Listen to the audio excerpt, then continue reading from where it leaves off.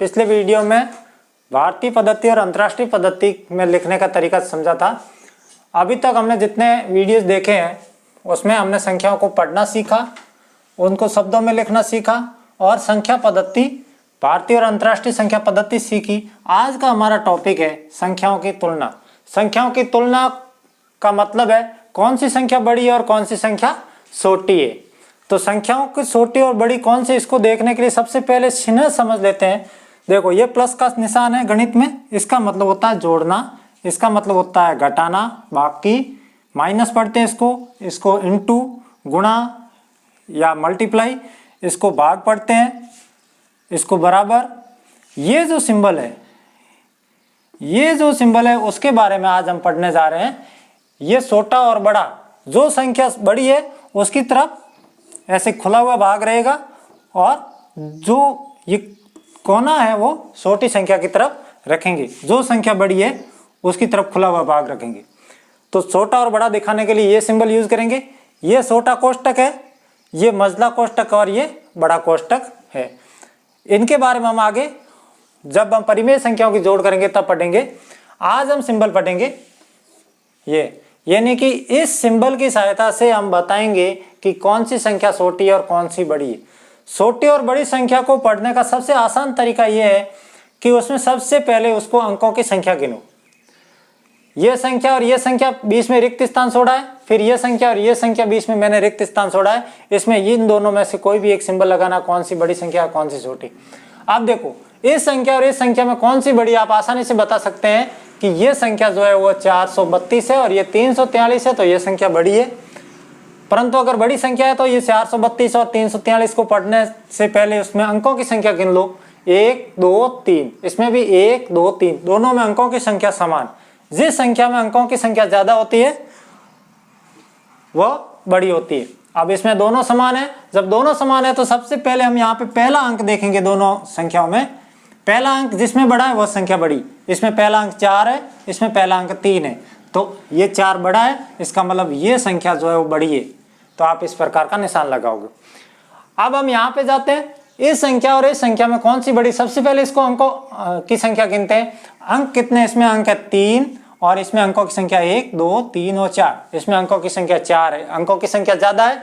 तो अगर कोई 100 से समझे इसमें वह संख्या बड़ी है तो आप जो बड़ी संख्या है उसकी तरफ खुला हुआ मुंह रखते हुए सिंबल लगाएंगे। इसी प्रकार यहाँ पे देखते हैं, इसमें भी अंकों की संख्या 4 है और इसमें भी अंकों की संख्या 4 है। तो हम पहले अंक पर जाएंगे। पहला अंक यहाँ पे 1 लिखा है, यहाँ पे भी 1 लिखा है, तो पहला अंक भी 1 जैसा है। तो फिर हम पहले अंक को छोड़ के दूसरे अंक पे जाएंगे। यहाँ पे 2 लिखा है, दूसरा अंक इसमें भी 2 लिखा है, दोनों में समान है। तो हम क्या करेंगे, तीसरे अंक पे जाते हैं। तीसरा अंक इसमें भी 3 लिखा है, इसमें भी 3 लिखा है, तीसरा अंक भी अगर समान है तो अगला अंक जाते हैं, इसमें 4 है, इसमें 5 है। जो अंक बड़ा है वह संख्या बड़ी है। इस संख्या और इस संख्या में देखो, सबसे पहले इन संख्या में अंकों की संख्या गिनते हैं। इसमें भी 4 अंक है, इसमें भी 4 अंक है, तो हम सबसे पहला अंक देखते हैं। इसमें 1 है और इसमें 4 है, तो पहला अंक इसमें बड़ा है, तो ये संख्या बड़ी है। इसी प्रकार आगे की रिक्त स्थान में भी हम भरेंगे। देखो इसमें अंकों की संख्या 4, इसमें अंकों की संख्या 4, अंकों की संख्या समान है। अगर अंकों की संख्या जिसमें ज्यादा होती है वो बड़ी होती है, परंतु इसमें दोनों में अंकों की संख्या समान है। तो हम पहले अंक पे जाते हैं। पहला अंक इसमें 4 है, इसमें भी 4 है, बराबर है।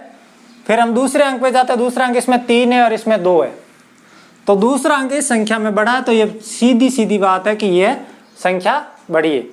अब इस संख्या और इस संख्या में जाते हैं। देखो सबसे पहले अंकों की संख्या गिनते हैं। इसमें भी 4 अंक है, इसमें भी 4 अंक है। अब हम क्या करेंगे, पहला अंक लेंगे इसका पहला अंक 4 है, इसका पहला अंक 3 है, तो पहला अंक इस संख्या का बड़ा है, तो ये संख्या बड़ी है। आरोही और अवरोही क्रम में पढ़ेंगे। अगला जो पॉइंट है वो है आरोही और अवरोही क्रम।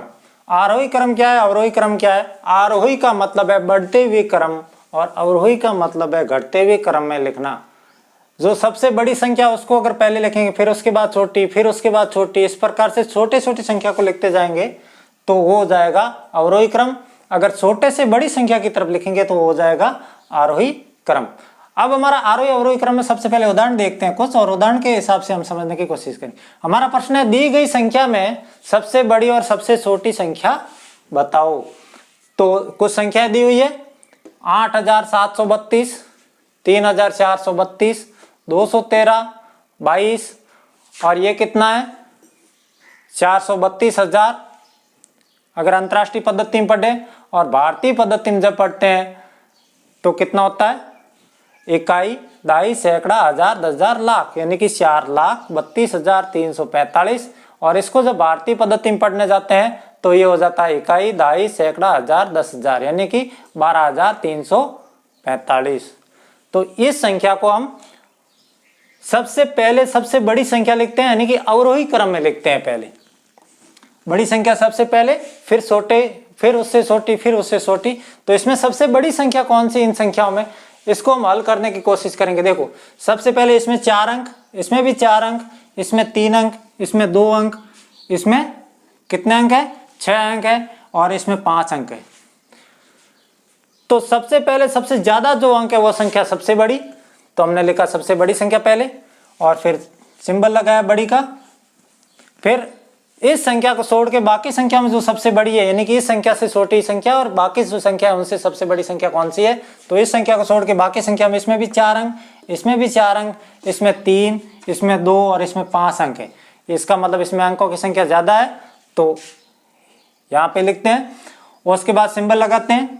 अब ये संख्या और ये संख्या हमने लिख दी, उसके बाद बाकी जो संख्या बची उसमें सबसे बड़ी कौन सी, देखो इसमें 2 अंक है, इसमें 3 है, इसमें भी 4, इसमें 4 है और इसमें 4 है। तो 4 अंक हमेशा 3 और 2 से बड़ी है, तो इन दोनों में तुलना करते हैं, इन दोनों में कौन सी बड़ी है।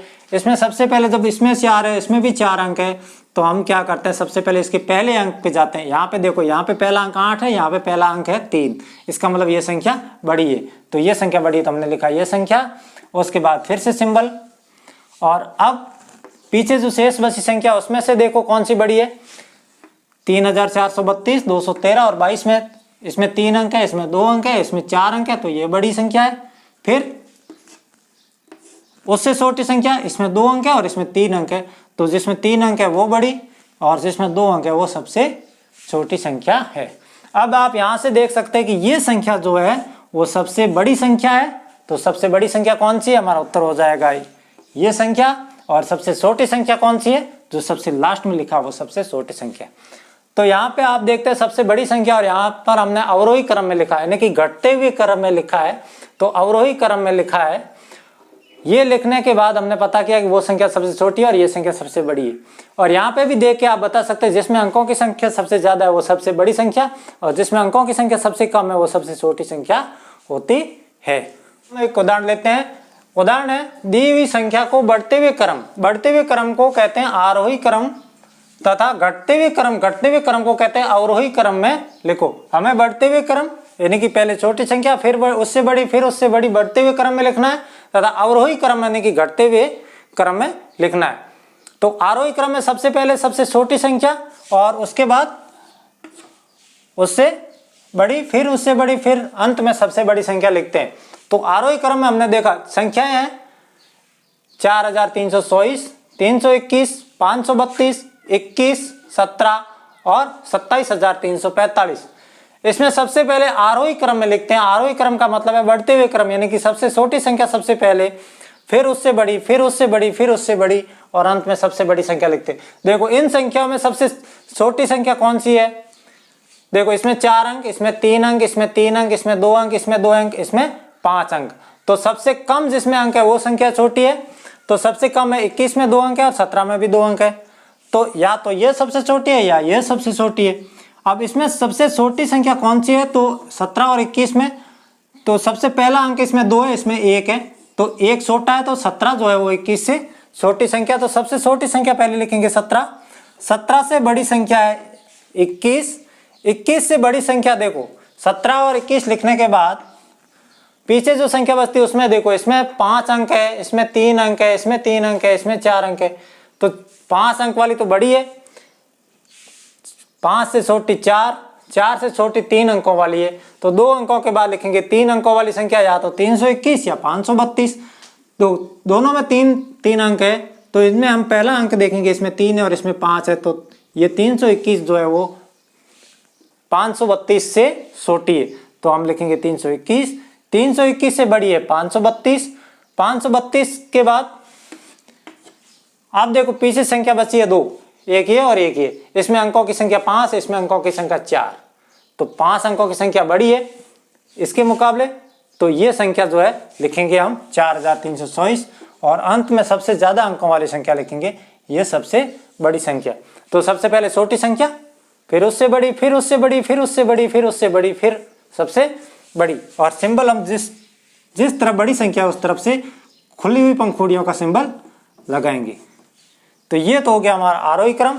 और अवरोही क्रम इसका उल्टा, तो हमने यहाँ पे आरोही क्रम में सबसे छोटी संख्या पहले लिखी थी और सबसे बड़ी संख्या सबसे लास्ट में, तो अवरोही क्रम में सबसे बड़ी संख्या सबसे पहले, फिर उससे छोटी, फिर उससे छोटी, फिर उससे छोटी, फिर अंत में जो है सबसे छोटी संख्या लिखेंगे। ये है हमारा अवरोही क्रम। और सिंबल जो संख्या बड़ी है उस तरफ पंखुड़ियां खुली हुई लगाएंगे इस तरफ। अब यहाँ पे देखो इसमें सिंबल ऐसे लगा है और इसमें सिंबल ऐसे लगा है।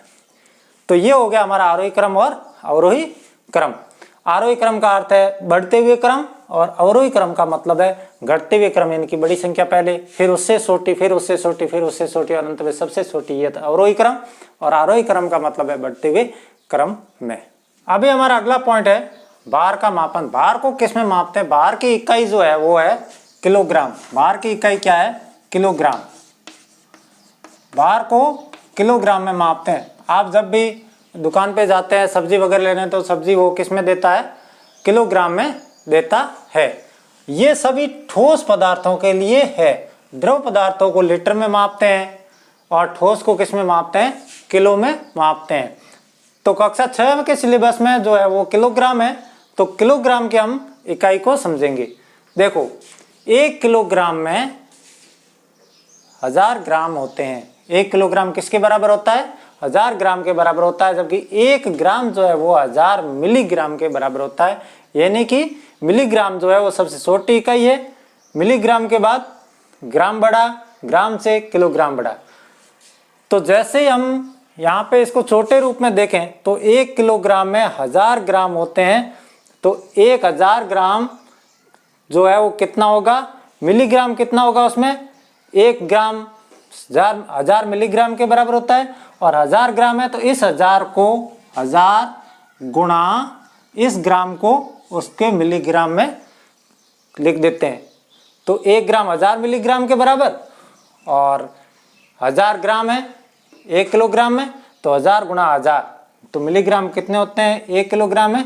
1000 गुणा 1000, यानी कि आप लिखने जाएंगे तो 1000 गुणा 1000 होते हैं 1000 में 3 जीरो, आगे गुणा 1000 में करते हैं, इसमें भी 3 जीरो है, तो 3 जीरो लगा दो, तो ये हो जाएगा कितना? इकाई, दहाई, सैकड़ा, 1000, 10,000, लाख, 10 लाख, यानी कि 10 लाख मिलीग्राम। तो 1 किलोग्राम में 10 लाख मिलीग्राम होते हैं। 1 किलोग्राम में 100 ग्राम के अगर दें कि 100 ग्राम के कितने वाट होंगे, तो 10 वाट। अगर 100 ग्राम के 10 अगर पत्थर ले 100 ग्राम के, तो 1 किलोग्राम के बराबर होते हैं, क्योंकि 100 गुणा 10 बराबर 1000 हो जाता है। तो 1 किलोग्राम 1000 ग्राम होता है। तो 100 ग्राम के 10 वाट होंगे, 10 ग्राम के 100 वाट होंगे। अब हमारा इसको पढ़ने के लिए अगर प्रश्न लें तो प्रश्न बनता है जैसे 100 ग्राम के 10 पत्थरों का भार किलोग्राम में लिखो। अब किलोग्राम में कैसे लिखते हैं? पत्थर का, एक पत्थर का भार कितना है? 100 ग्राम। एक पत्थर का भार है 100 ग्राम। अब 100 ग्राम के कितने पत्थर है? 10 है, तो 10 से गुणा कर देते हैं, तो 100 इंटू 10 बराबर 1000 ग्राम। अब हमें लिखना है किलोग्राम में, तो 1000 ग्राम में कितने किलोग्राम होते हैं? 1000 ग्राम किसके बराबर होता है? 1 किलोग्राम के बराबर होता है, बराबर 1 किलोग्राम।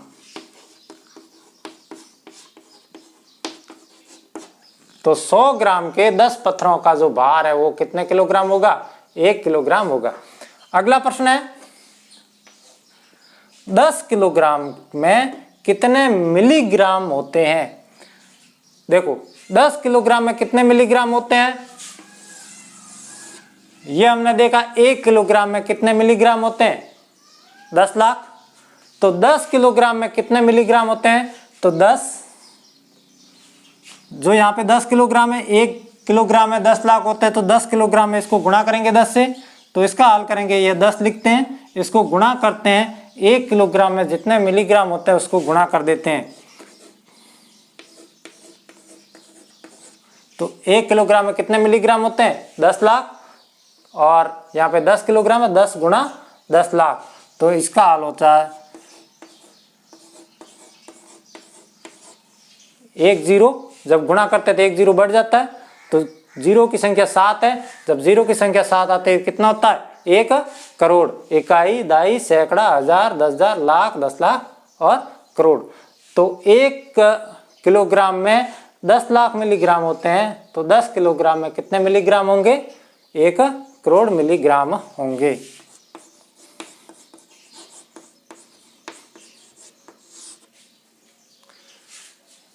ठीक है, 1 किलोग्राम बराबर 1000 ग्राम, 1 ग्राम बराबर 1000 मिलीग्राम, यानी कि 1 ग्राम में 1000 मिलीग्राम भार होता है और 1 किलोग्राम में 1000 ग्राम के बराबर भार होता है।